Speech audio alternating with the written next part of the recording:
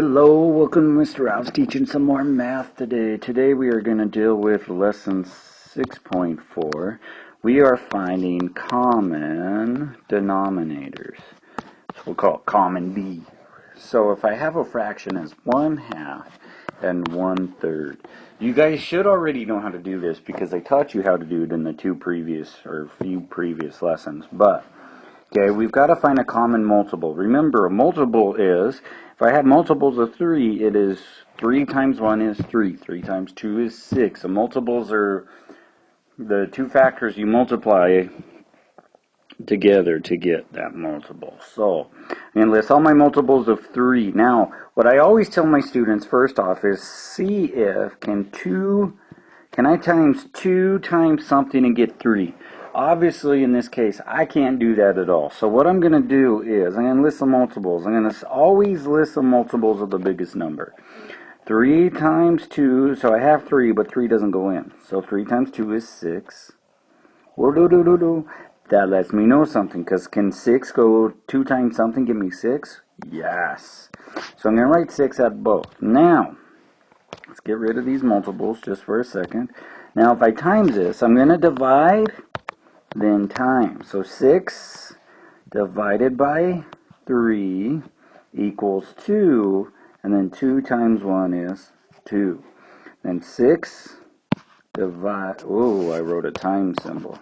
6 divided by 2, which is 3, and then 3 times 1 is 3. So there we go. Okay, so this whole lesson is about finding common denominators. Let me give you one. So if I have 2/3 and 4/12. So I'm going to ask myself, very first question is, yes, can I times something by 3 and get 12? I can. So in that case, when that happens, I'm just going to bring this whole fraction down. And let me show you why. If I go 12 divided by 12, it gets me 1, and then 1 times 4 is 4. So I end up with that fraction anyway. So instead of doing all that work, just bring that fraction down. But I'm going to make 12 my common. So I'm going to divide and then times. So 12 divided by 3 is, good, it's 4. And then 4 times 2 is 8. So there's my fractions. Okay, so we're finding common denominators.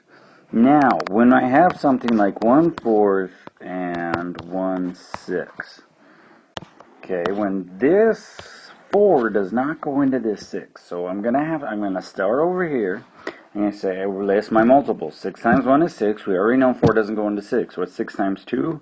It's 12. Does 12 go? 4 times something give me 12? Yeah. So I'm gonna write 12 for both. We're gonna quickly erase that 12.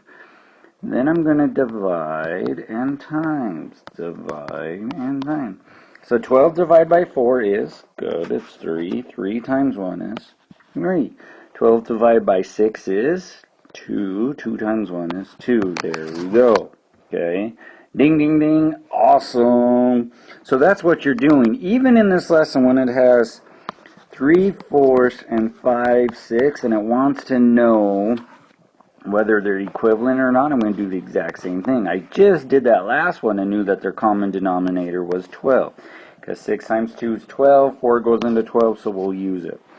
So if I divide, 12 divided by 4 is, good, 3. 3 times 3 is, good, 9.